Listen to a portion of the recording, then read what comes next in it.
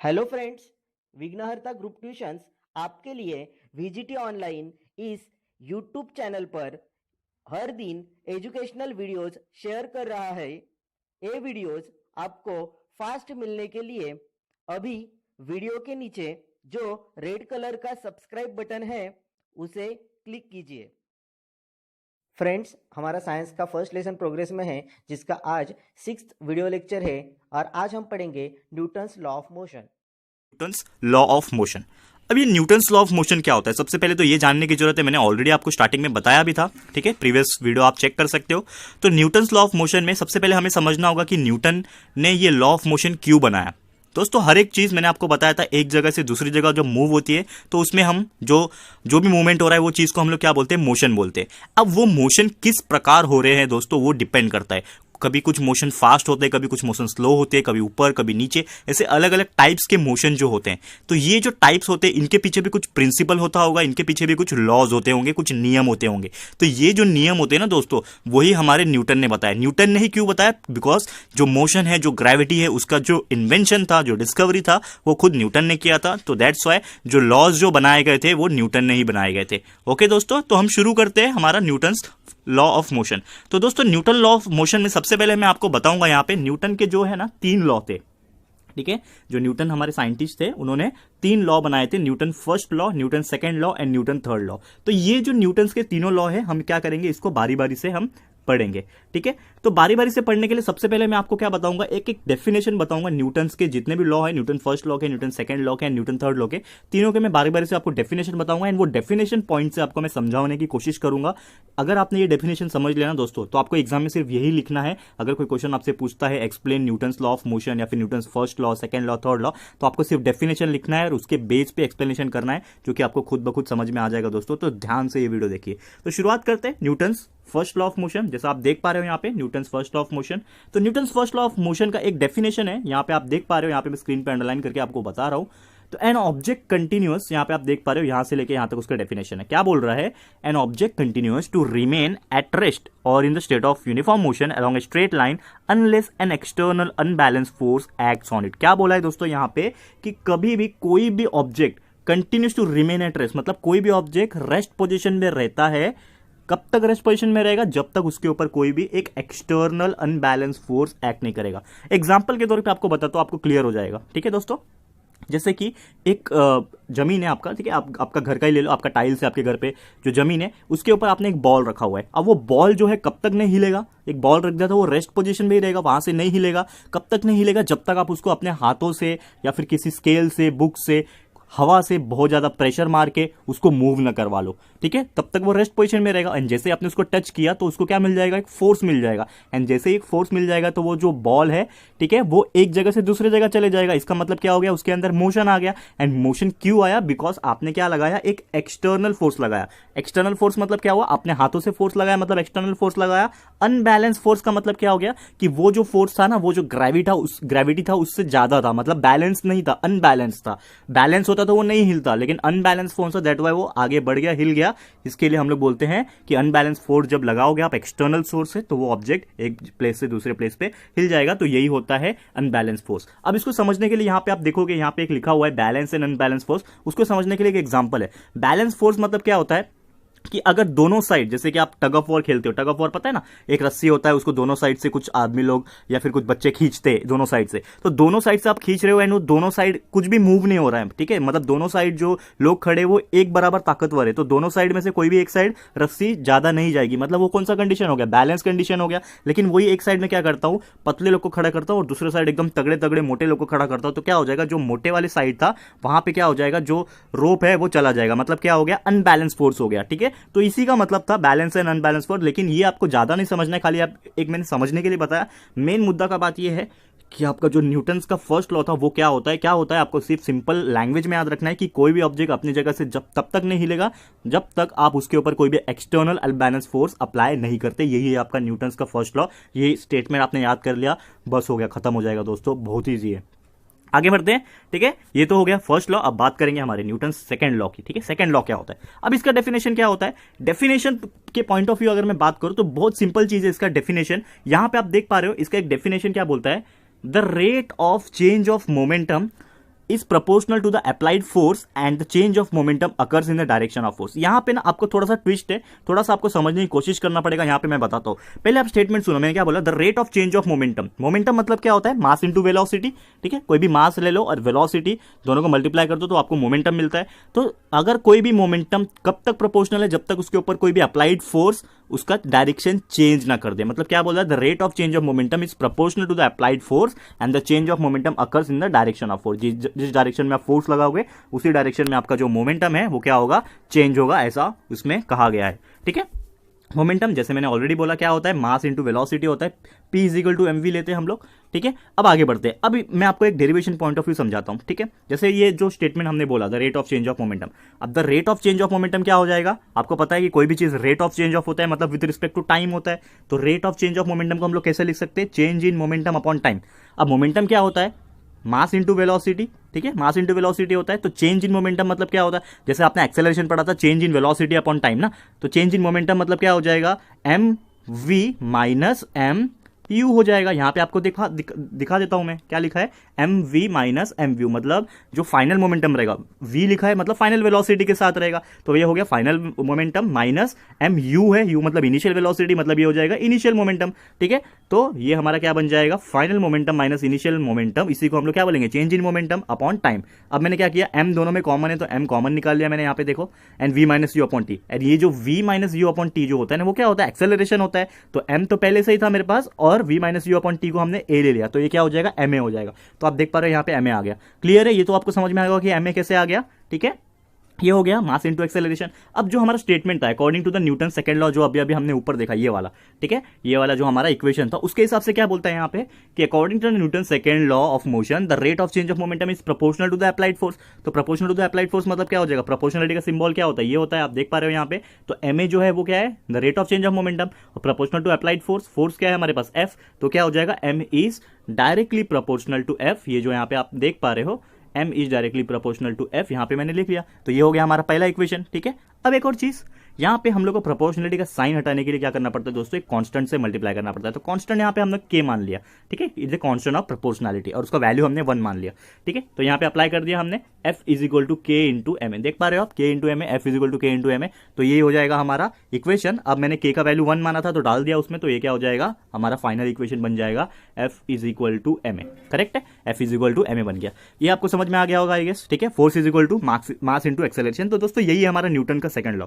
First law क्या था, आपको फिर से रिवाइज करा रहा हूं। फर्स्ट लॉ था कि कोई भी चीज अपनी जगह से नहीं हिलेगा जब तक उसके ऊपर कोई एक्सटर्नल अनबैलेंस फोर्स अप्लाई नहीं होगा, करेक्ट है। सेकंड, आपको सिंपल भाषा में बोलना है तो आपको सिर्फ ये इक्वेशन याद रखना है, एफ, एक मिनट, हाँ, सिंपल भाषा में क्या याद रखना है, f is equal to m a, ये याद रखना है।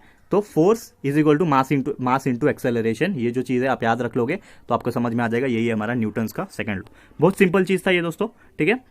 इसके कुछ यूनिट्स वगैरह दिया है, आप देख पा रहे हो, यूनिट्स को भी एक्सप्लेन कर देता हूं यहाँ पे कि जो आपका कोई भी यूनिट होता है ना इसका फोर्स का, वो न्यूटन में माना जाता है, एन माना जाता है, ठीक है। एंड वो किसके बराबर होता है, एक्सेलरेशन के 1 मीटर पर सेकंड स्क्वायर के बराबर होता है, ठीक है। In an object of 1 kg मास का ऑब्जेक्ट लेंगे अगर, तो उसको हम लोग 1 न्यूटन के बराबर मानेंगे, ठीक है। और उसका यूनिट देख लो, 1 न्यूटन को कन्वर्ट करना है तो 1 kg इंटू 1 मीटर पर सेकंड। सीजीएस अलग अलग सिस्टम होते हैं तो आप समझ जाएंगे वो इस सीजीएस सिस्टम में। और ये पूछता है फिल इन द ब्लैंक्स में कि बताओ सीजीएस सिस्टम में यूनिट ऑफ फोर्स क्या है, तो उसको डाइन बोला जाता है, ठीक है। तो ये डाइन का वैल्यू क्या होता है, 1 ग्राम इंटू 1 सेंटीमीटर पर सेकंड स्क्वायर। तो ये आपको बेसिक से पढ़ लेना, आपके टेक्स्ट बुक में मिल जाएगा आपको, तो थोड़ा सा एक बार पढ़ लेना ताकि आपके फिल इन द ब्लैंक्स वगैरह में आया तो आप उसको आंसर कर पाओ। अब बढ़ते हैं हमारे आखिरी टॉपिक जो है हमारा तीसरा लॉ ऑफ मोशन, जो कि है न्यूटन्स का थर्ड लॉ ऑफ मोशन, और काफी ज्यादा इंटरेस्टिंग है, बहुत मजा आता है इसको पढ़ने में, Newton's third law of motion. और ये इतना सिंपल है कि आपको एक बार में ही याद हो जाएगा दोस्तों, और इस तरह से मैं बताऊंगा कि आप लोगों को मजा आ जाएगा, ठीक है दोस्तों। अब देखो Newton's third law of motion पढ़ने वाले हैं यहाँ पे, Newton's third law of motion. आगे बढ़ते हैं, देखो क्या बोला है स्टेटमेंट, सबसे पहले मैं बताऊंगा आप लोगों को क्या बोला है, every action has a equal and opposite reaction, ठीक है। बहुत सिंपल है, every action has an equal and opposite reaction force which act simultaneously. अब इसका मतलब क्या हुआ, ये हमारा न्यूटन थर्ड लॉ, तो इसका मतलब क्या हुआ कि कोई भी चीज के ऊपर जब आप फोर्स लगाओगे तो उसी का अपोजिट फोर्स आपके ऊपर भी अप्लाई होगा। जैसे कि एग्जांपल के तौर पे बताता हूं, एक बॉल है आपके हाथ में एंड वो बॉल को आपने क्या किया, एक दीवार पे दे मारा, ठीक है। एक बॉल को आपने क्या किया, एक दीवार पे मार दिया, एंड वो बॉल क्या होता है, दीवार पे टकरा के वापस आपके पास ही रिटर्न आ जाता है, ठीक है। ये तो आपको पहले से ही पता है। तो यही है आपका न्यूटन्स का थर्ड लॉ ना बच्चों, कि आपने कोई भी चीज अगर कुछ फोर्स लगाया किसी चीज के ऊपर, तो उतना ही फोर्स लेकिन अपोजिट डायरेक्शन में फोर्स आपके ऊपर भी अप्लाई होगा। तो आपने अगर बॉल एकदम धीरे से दीवार पे मारा होगा तो दीवार से टकरा के एकदम धीरे से ही आपके पास आएगा। लेकिन वही आप क्या करो, बॉल को एकदम कस के दीवार पे मारो, आप जोर लगा के दीवार पे मारो, तो देखो दीवार जो है वापस से रिबाउंड होकर वो जो बॉल है दीवार पे टकरा के वही फोर्स से आपके पास रिटर्न आ जाएगा। मतलब आप जितना दोगे ना दोस्तों उतना ही आपको मिलेगा। ये है न्यूटन्स थर्ड लॉ का इन शॉर्ट लेखा जोखा। एक और एग्जांपल बताता हूं, आप एक मुक्का ले लो, मुक्का आपका हाथ का मुक्का मुट्ठी बांध के एंड दीवार पे दे मारो, ठीक है। तो धीरे से मारोगे तो आपको भी धीरे चोट लगेगा, लेकिन एकदम जोर से जब मारोगे ना दम लगा के फोर्स लगा के, तो आपके हाथ को भी उतनी तकलीफ होगी। मतलब क्या हुआ, जितना फोर्स आप लगा रहे हो उतना ही फोर्स आपको रिटर्न मिलता है, लेकिन कैसे मिलता है, इन द अपोजिट डायरेक्शन मिलता है। दोस्तों यही है हमारा न्यूटन्स का third law of motion. To every action there is a equal and opposite reaction. In short बोलूं तो क्या होता है, to every action there is a equal and opposite reaction. Equal भी मिलता है एंड अपोजिट रिएक्शन मिल जाता है। यही है हमारा न्यूटन्स का third law of motion. And यही न्यूटन्स के थर्ड लॉ ऑफ मोशन की वजह से जो आपके रॉकेट्स होते हैं ना दोस्तों, रॉकेट जो आसमान में उड़ते हैं वो इसके वजह से लगते हैं। कैसे उड़ते हैं, एग्जांपल के तौर पे बताऊं तो आपने देखा होगा लॉन्चिंग कैसे होता है, उसके नीचे बहुत ज्यादा एक ब्लास्ट टाइप होता है, आग निकलता है उसमें से। तो ब्लास्ट क्या करता है, वो नीचे की तरफ जाता है, तो नीचे की तरफ जाता है तो वो फोर्स जो है एक बार नीचे गया, जमीन से टकराया, तो वो अपोजिट डायरेक्शन में फोर्स अप्लाई करेगा। एंड वो अपोजिट डायरेक्शन का फोर्स इतना ज्यादा होता है कि वो जो आपका रॉकेट है उसको प्रोपेल कर देगा, लिफ्ट कर देगा, और वो इतना जोर से लिफ्ट करेगा कि वो पूरा हमारे एटमॉस्फेयर लेयर के ऊपर तक चले जाएगा। बाद में उसका खुद का सेल्फ प्रपोल्शन जो है वो चालू हो जाता है एंड वो स्पेस में चला जाता है। तो ये आप कंसेप्ट मान सकते हो कि रॉकेट का जो लॉन्चिंग है इन शॉर्ट वो न्यूटन्स के थर्ड लॉ ऑफ मोशन के बेस पे होता है। तो ये जस्ट एन एग्जांपल के तौर पे बताया, बिकॉज फिर इन द ब्लैंक्स में ये क्वेश्चन पूछते हैं। ओके, आई गेस ये जो चीज आपको समझ में आ गया होगा। तो यही था हमारा न्यूटन्स का first law, second law and third law of motion. I guess आपको ये चीज तो बिल्कुल ही समझ में आ गया होगा दोस्तों। ठीक है दोस्तों, तो आज का जो आखिरी टॉपिक है ना दोस्तों, आज उस पर चलते हैं। ठीक है, न्यूटन्स का थर्ड लॉ आपको समझ में आ गया, तीनों लॉ। एंड ये एक और टॉपिक है जो कि बहुत ज्यादा इंपॉर्टेंट है, आप इसको भी देख लो, फिर हम लोग ये चैप्टर को खत्म कर देंगे आज। तो चैप्टर का नाम क्या है दोस्तों, आप देख सकते हो यहाँ पे, जो कि है law of conservation of momentum. क्या होता है law of conservation of momentum, कि कोई भी चीज, ठीक है, एक जगह जब होती है तो जब दूसरी जगह जब जाती है तो उसके पास में मोमेंटम सेम होता है। ठीक है, यहां पे एक छोटा सा डेरिवेशन है, वो डेरिवेशन मैं आपको बताऊंगा यहाँ पे।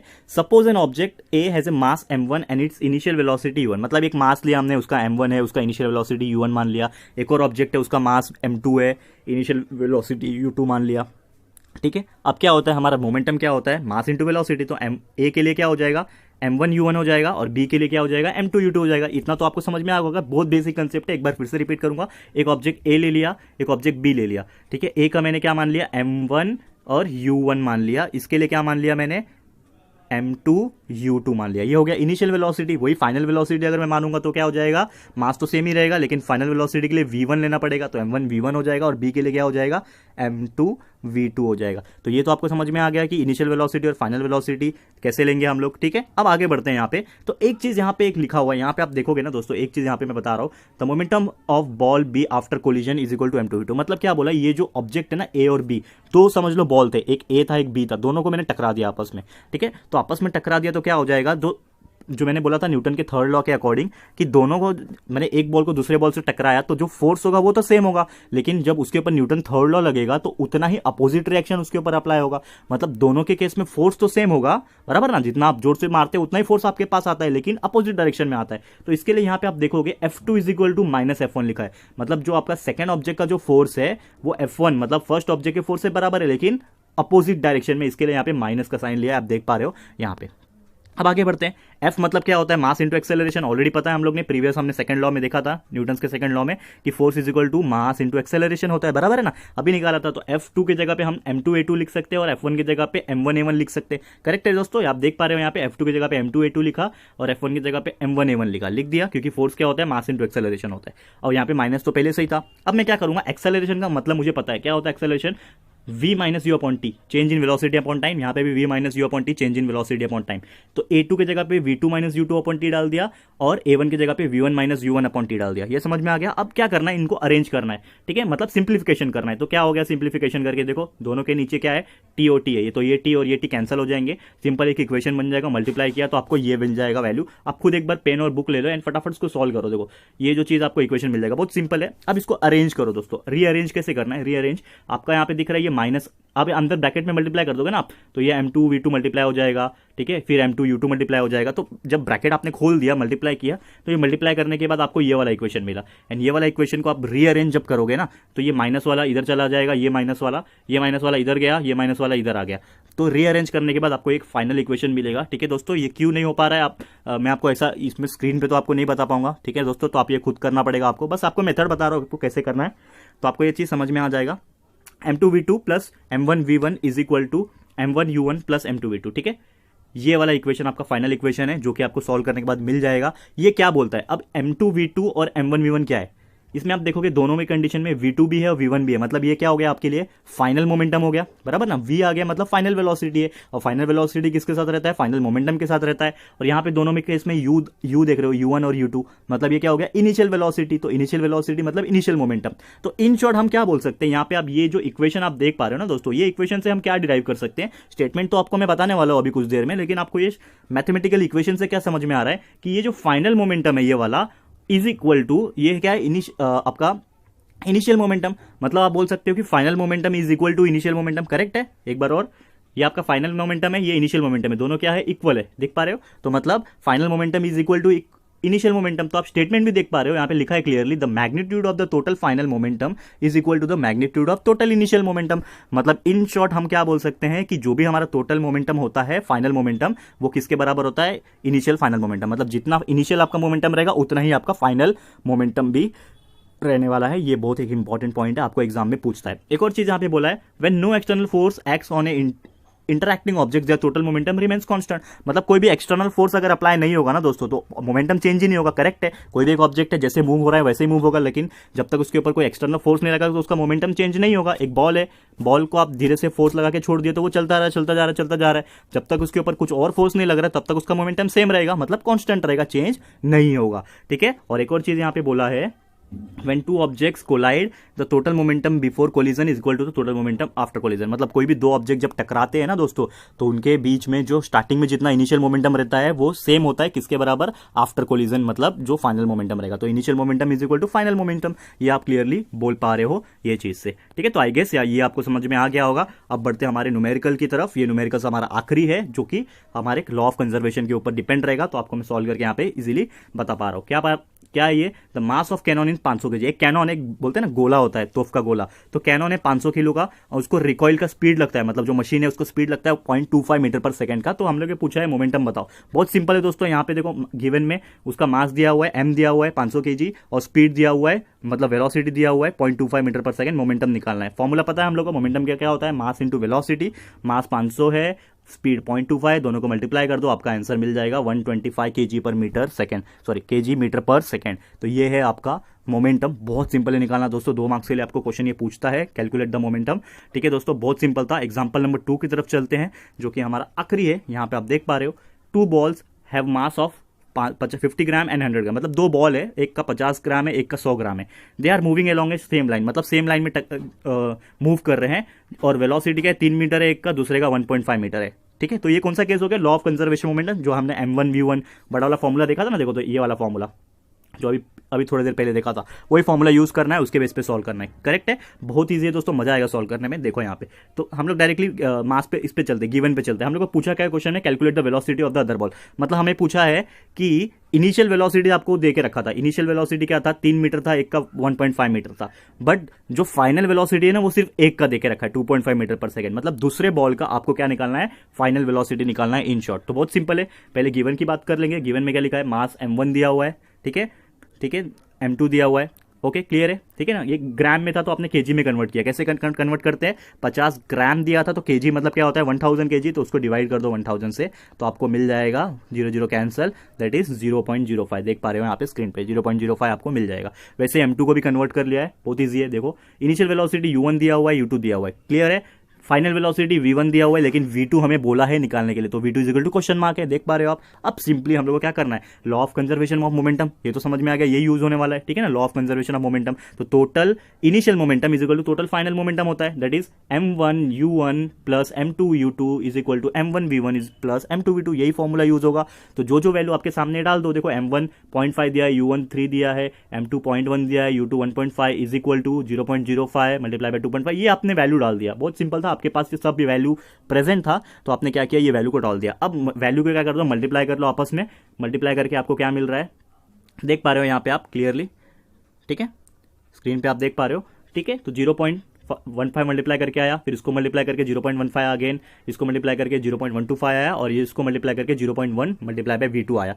v2 अननोन है, तो v2 हम लोग निकाल लेंगे, अननोन मतलब एक ही है ना वेरिएबल यहाँ पे v2, तो v2 निकालना है हमें, तो रीअरेंज किया, सिंप्लीफिकेशन किया, एंड सिंप्लीफिकेशन करने के बाद आपको v2 का जो है वैल्यू मिल जाएगा। आपको ये खुद सॉल्व करना पड़ेगा दोस्तों, आपके बुक निकाल लो, पेन निकालो, फटाफट सॉल्व करो, बहुत ईजी है। नहीं आएगा ना दोस्तों, कमेंट करके पूछना, सर मुझे सॉल्व करने नहीं आ रहा है, आपको मैं खुद अपने हाथों से सॉल्व करके उसका स्क्रीनशॉट भेज दूंगा कमेंट सेक्शन में, ठीक है, उसका टेंशन मत लेना। लेकिन ये जो है बहुत सिंपल तरीका है, आपको बस एक बार कोशिश करना है, अपने बुक और पेन लेके आपको ये चीज का आंसर आ जाएगा। तो फाइनली हमें जो डिवाइड करके आंसर मिल गया v2 का, वो मिल गया 1.75 मीटर पर सेकेंड। तो ये था दोस्तों हमारा final velocity of that particular second object, ठीक है दोस्तों। तो आई होप ये दोनों न्यूमेरिकल आपको समझ में आ गया होगा, और स्टार्टिंग में जो हमने तीनों लॉ देखे न्यूटन्स लॉ ऑफ मोशन के, साथ ही में लॉ ऑफ कंजर्वेशन का कंसेप्ट देखा, फॉर्मूला देखा, तो ये सभी चीज आपको समझ में आ गया होगा। तो ये था दोस्तों हमारा आज का टॉपिक एंड आज का हमारा फाइनल लेक्चर, किसके ऊपर, लॉज ऑफ मोशन के ऊपर। तो आज मैं कंक्लूड करूंगा कि यहां पे हमारा जो न्यूटन्स का लॉ ऑफ कंजर्वेशन का जो फर्स्ट चैप्टर था हमारा 9th साइंस का फर्स्ट चैप्टर, वो होता है यहाँ पे खत्म